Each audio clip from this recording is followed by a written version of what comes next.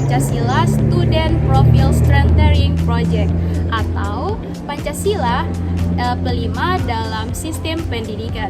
Di sini P5 merupakan bagian dari kurikulum Merdeka yang bertujuan untuk membentuk karakteristik peserta didik sesuai dengan nilai-nilai Pancasila. Namun dalam penerapannya itu masih ditemukan beberapa kendala seperti pemahaman guru terhadap tujuan dan analisis filosofis P5. Di studi kasus ini, kami akan menganalisis mengenai landasan yuridis, filosofis, sosiologis, dan landasan psikologis. Saya akan menjelaskan landasan filosofis kebijakan proyek penguatan profil pelajar Pancasila atau P5. Oke, secara filosofis, pendidikan di Indonesia berlandaskan Pancasila sebagai pandangan hidup bangsa, yang artinya pendidikan tidak hanya bertujuan mencerdaskan secara akademik, tetapi juga membentuk karakter, moral, dan kepribadian peserta didik. P5 hadir sebagai implementasi nilai-nilai Pancasila dalam proses pendidikan. Nilai tersebut antara lain beriman dan bertakwa kepada Tuhan Yang Maha Esa, berkebinekaan global, gotong royong, mandiri, dan bernalar kritis dan kreatif. Melalui P5, peserta didik diharapkan tidak hanya mengetahui nilai Pancasila secara teori, tetapi juga melalui kegiatan proyek yang konseptual. Namun, dalam praktiknya masih ditemukan pelaksanaan P5 hanya bersifat administratif, seperti sekadar mengisi laporan atau mengikuti instruksi tanpa memahami nilai fungsinya. Jika P5 dijalankan hanya sebagai kewajiban formal, maka tujuan pendidikan nasional untuk membentuk manusia Indonesia seutuhnya tidak akan tercapai. Oleh karena itu, pemahaman filosofis Pancasila oleh guru dan sekolah menjadi kunci agar P5 benar-benar bermakna. Demikian penjelasan landasan filosofis kebijakan P5. Terima kasih. Baik, di sini saya akan menjelaskan materi tentang landasan yuridis. Landasan yuridis berarti segala aturan hukum tertulis yang mengatur, membenarkan, dan mengarahkan suatu tindakan atau kebijakan. Contoh landasan yuridis. Yang pertama, Undang-Undang Dasar Negara Republik Indonesia tahun 1945. Pasal 31 tentang hak dan kewajiban warga negara dalam pendidikan.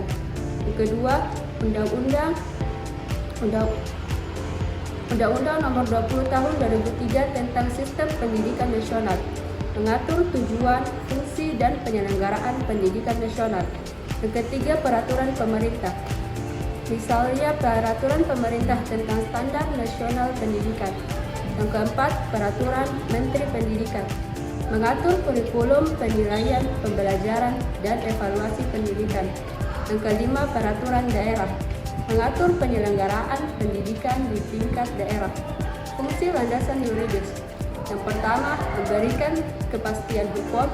Yang kedua, menjadi pedoman resmi dalam pelaksanaan kebijakan. Yang ketiga, mencegah terjadinya penyimpangan aturan. Yang keempat, menjamin hak dan kewajiban semua pihak. Saya di sini akan menjelaskan materi tentang tentang landasan sosiologis dalam penerapan P5.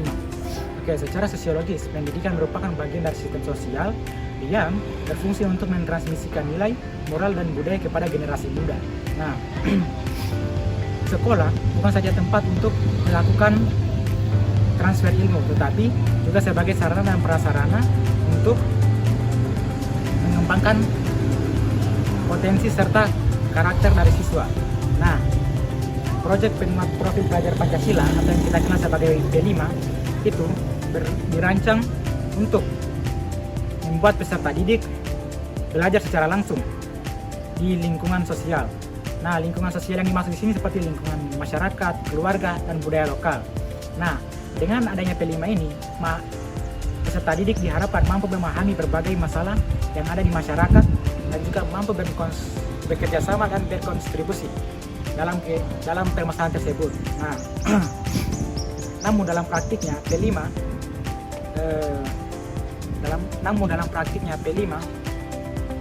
itu dilaksanakan hanya demi kewajiban administratif saja, di mana potensi pendidikan itu P5 itu dilaksanakan hanya untuk memenuhi kewajiban administratif saja.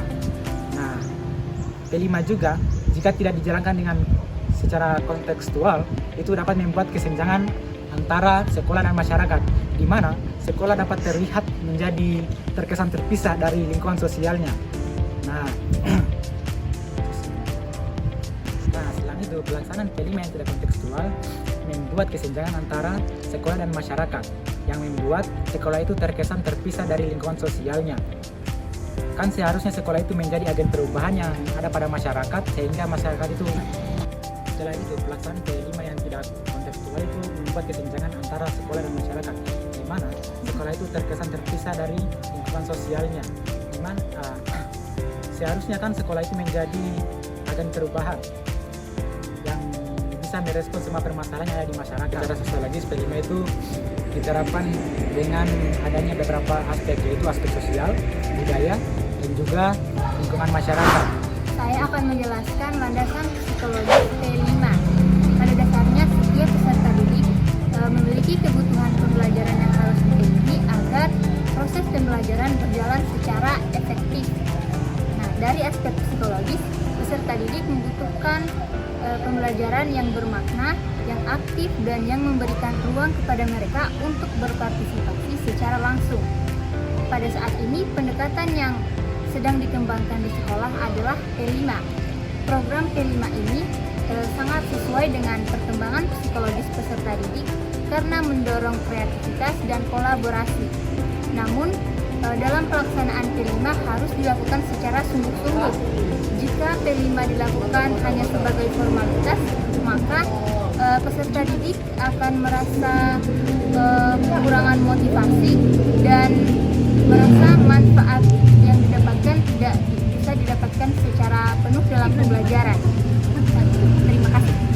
Baik, di sini saya akan memaparkan kesimpulan studi kasus kami, yaitu berdasarkan analisis filosofil, yudiri, sosiologis, dan psikologis dapat disimpulkan bahwa kebijakan P5 sangat relevan dengan sistem pendidikan nasional. Permasalahan utama bukan pada kebijakan, tetapi pada permasalahan dan kesiapan guru dalam melaksanakan P5. Oleh karena itu, diperlukan pelatihan guru, pendamping, dan evaluasi berkelanjutan agar P5 tidak hanya bersifat administrasi, tetapi benar-benar membentuk karakter belajar siswa. Terima kasih.